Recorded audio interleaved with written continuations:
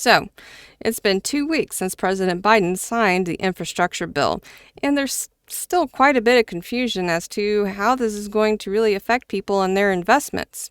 So today, we're going to break it all down for you, including some really dry material, and let you know what you can expect moving forward and what you can do to protect yourself and your investments as this unfolds. So stay tuned and welcome to Stark Smart.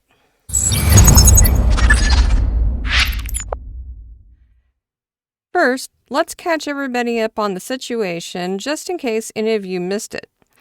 Earlier this year, when the infrastructure bill was introduced to the United States Senate floor, some people noticed some really peculiar language in the bill. The language in question lives in Section 8603, the title of which is Information Reporting for Brokers and Digital Assets. So, what is this section trying to do? In order to properly explain this, we're going to have to get into some pretty dry material. Drier.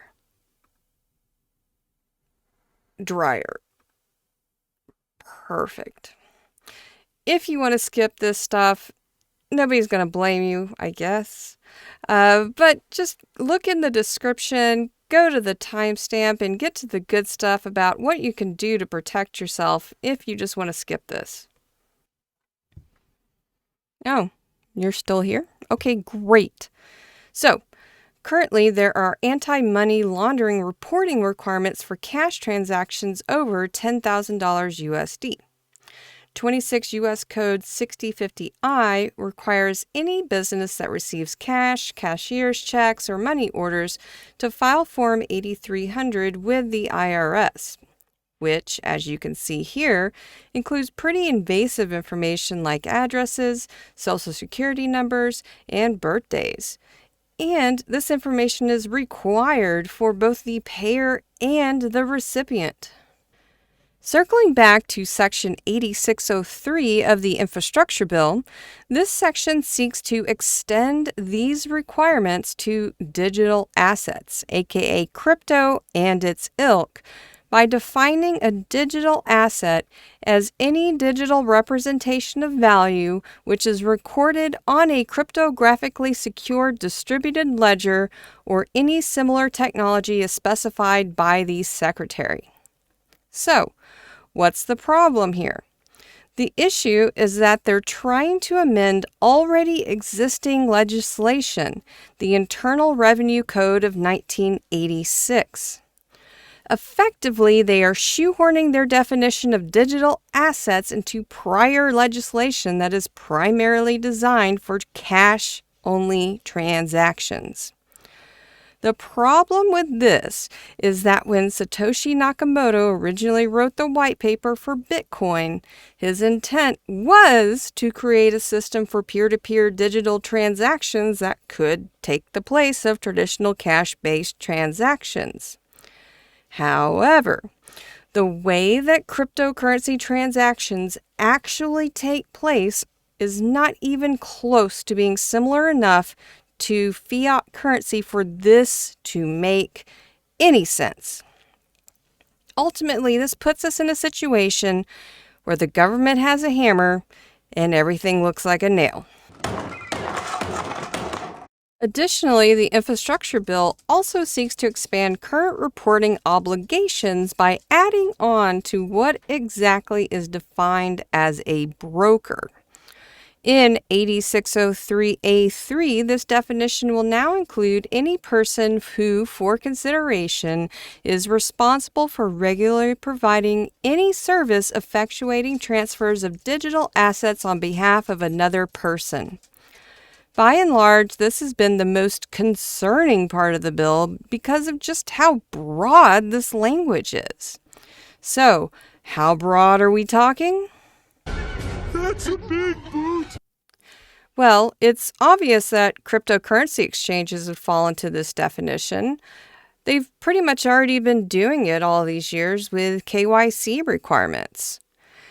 But The way that this is written, it could also mean that anyone who has just published a smart contract would be liable for this.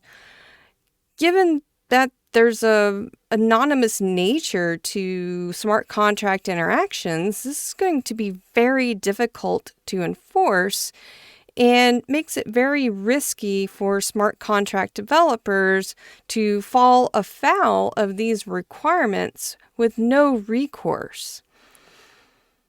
Effectively, this could have major negative impact on the innovations that we've been seeing in the DeFi space. So if you own any assets in decentralized finance, this affects you personally.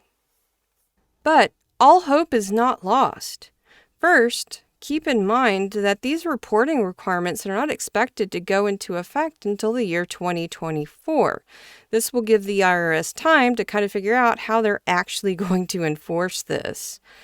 Next, also keep in mind that when the bill was first introduced on the floor in the Senate, these two senators, Ron Wyden, a Democrat from Oregon, and Cynthia Lummis, a Republican from Wyoming, they proposed an amendment that didn't make it into the final version of the bill because the bill was really rushed through and the normal amendment and voting processes didn't even take place.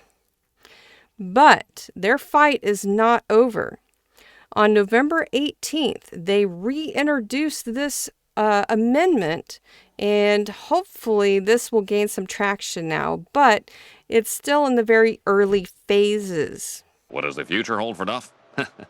Let's just say we've got a few ideas up our sleeve. Like what? I'd rather not get into it right now. So what else can we actually expect for our future here? It should be important to note that we are just now seeing the very first of cryptocurrency-related regulation that's getting slipped into bills that are coming up. One example of this is the Build Back Better plan that has language in it that seeks to close a crypto tax loophole. So now you should be asking, well, what can we do about this? The three most important things that you can do is first, stay informed and keep talking about it. Regardless of if you live in the United States or not, this affects crypto investors worldwide since the U.S. has such a large market share. So, make sure you keep an eye on news sources covering upcoming United States legislation that can affect the crypto space, and keep bringing up how this affects crypto in online forums and any crypto conversations you may find yourself in. In your discussions, you should encourage everyone that lives in the United States to contact their representatives to let them know that they support the Wyden and Lummis amendment to the infrastructure bill, as well as any other amendments or legislation that protects crypto. Lastly, make sure you have a get-out plan for your assets in DeFi, just in case things don't swing our way. Remember, you have until 2024 for the language in the infrastructure bill to take effect, but that doesn't mean upcoming regulations won't come into effect sooner.